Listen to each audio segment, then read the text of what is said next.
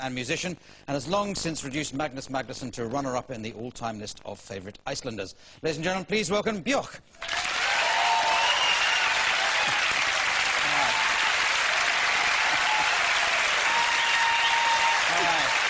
See you again. Hi.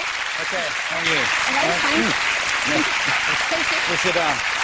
Okay. Right. And you were musical from the word go. Yeah.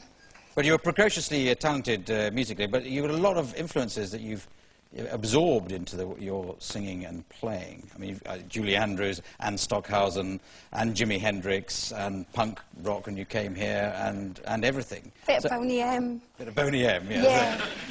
Yeah, I guess you just have to be like that, I guess. Like in Iceland, being bang there in the middle in the Atlantic. Yeah. And you got the radio. We don't have so much Icelandic music, really. No. There never was any. It was suppressed, wasn't it, by the Danes or the Norwegians or whoever? Yeah, bastards. But anyway. Yes. But we won. Yes. I'm still, competing with the Danes. I'll get back. Yeah. There's a bit of a bad feeling still, is it, between Icelanders and Danes? Yeah. We like them, just as much as the Irish like the English or something. I see, right. We're talking history. Go along to Old Trafford and give Peter Schmeichel a bit of abuse. That'd be, Yeah. Yeah. So there wasn't much Icelandic music, but there's a long tradition of storytelling and poetry, and that was sort of an essential thing. That was keeping the nation's traditions going. Yeah. Right? Having the Danes treating us like shit for 600 years, taking away, taxing us heavily, and keeping us down, manipulating us. Yeah. And all we could do was talk. Yeah. And we had no musical instruments, actually. No. And no dancing was banned as well. Yeah. And no painting either. No. It was terrible. And there's no trees there either. It's a bleak. It's terrible. Yeah.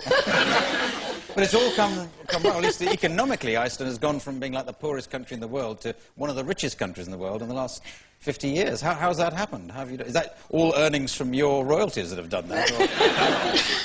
Yeah. Anyway, I don't want to concentrate too much on Iceland because I've interviewed you before and I hit you with loads and loads of pointless jokes about Iceland. And I'm now trying to concentrate on your music because your career does go from strength to strength. But are you... do you almost sometimes feel you've had enough of being a big star? Do you rather just concentrate on doing the music and not... Or do you enjoy, I don't know, chat shows, making videos, big concerts? Well, I kind of, when I was a little girl, I wanted, when I grew up, to live in a lighthouse on my own and have an organ there. Yes. And play tunes at midnight and stuff. And wasn't really into humans, No. And then... That sounds very lonely, just in a lighthouse. Oh, very ecstatic, because me and my tunes, we have top time, Yeah. And never a dull moment there, Yeah, sure. Me and the ocean and that. Yeah. But, and then, as I grew a bit older, I started to get more curious about humans, Yeah. And then 5 years ago, I decided, well, I have to make a real effort. And now, otherwise I'm a coward. So I moved to London, Yes. We've got a lot of humans here, haven't we? Yeah. But you've gone back to Iceland now. Yeah, I moved back to Iceland. You've had enough of us. You've had enough of... No, because it's, apart from Iceland, how much I love that, I actually surprised myself by finding out that I actually probably love London equally now. Yeah. And some of, I've got really, really good friends here. So is that what you miss about London, the people on the music scene and your friends? Or I is probably miss dodgy record stores in cellars with, smelly ones that you spend hours in. And you always find, you always get a treat there, don't you? Well, you might, but I've waited there a long time, got nothing at all. But you've got a record out, you've got a single out with, and your videos that go with your records are always a treat. Shall we just look at a video of your latest record, which is taken from your album? It's called Alarm Call. Okay. So that comes from Homogenic, your third album, I suppose it is. But are you preparing more music for later? Have you got another album in creation? Well, I'm this man who was called Lars von Trier.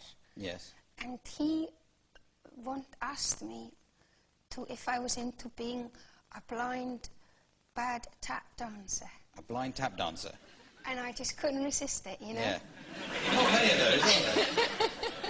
Fred Astaire and Ginger, the Labrador.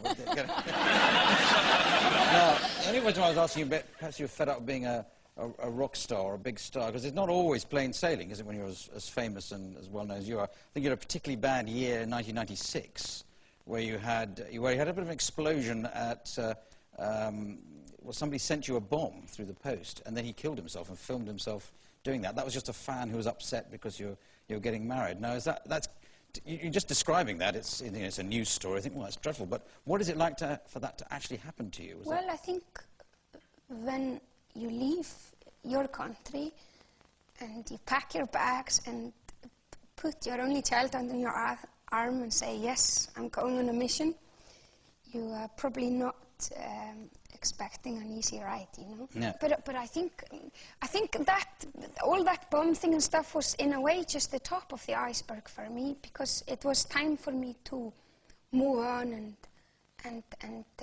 confront a new challenge. Well, you went off to Spain then, leaving London then for Spain, but the bomb had come from America, so that could have been sent to you in Spain as well, couldn't it? Or Iceland, come to that. They got very good post service there. Yes. Well, this is an occasion. This is an occasion when you don't want it to be good. You want it to be returned to sender, don't you? Oh, do you know? You can only think so much about bombs being sent to you in the post. You know what I mean? Yeah.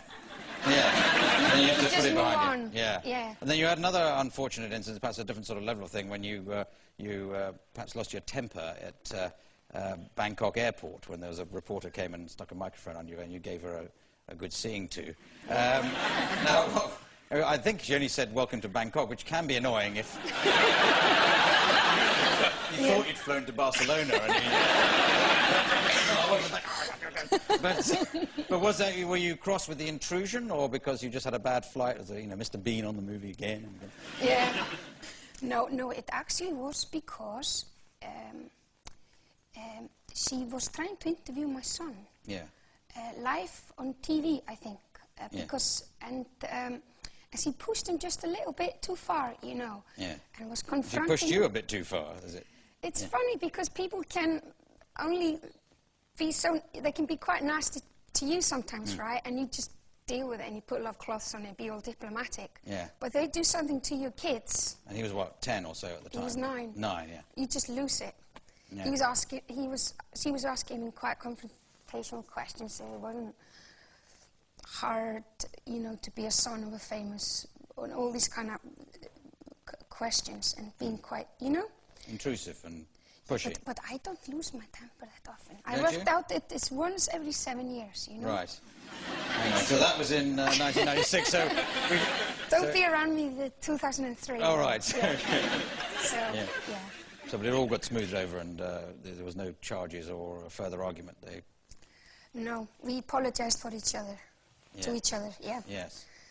All right. Well, it's been fascinating asking you questions, Björk, but I'm sure there'll be even better questions from members of the audience. Anybody got a question or two? Right at the back was the first hand up. Hi. When you were younger, did you see yourself where you are today? No, not at all. I was in school the shy eccentric in the back into insect collections. And you were brought up in sort of a commune of people. It was your mother and your father, your stepfather, other people, and sort of groups them. So I always sort of imagined you possibly as, you know, an absolutely fabulous, you know, the sensible child of Jennifer Saunders. Were you ever that sort of approach, very serious-minded? I guess sort of sensible child with my mouth shut, I guess, compared to the girl in the shows, you know. Right. I was kind of more just walked away to the ocean and sang. I know it sounds pathetic, but I was...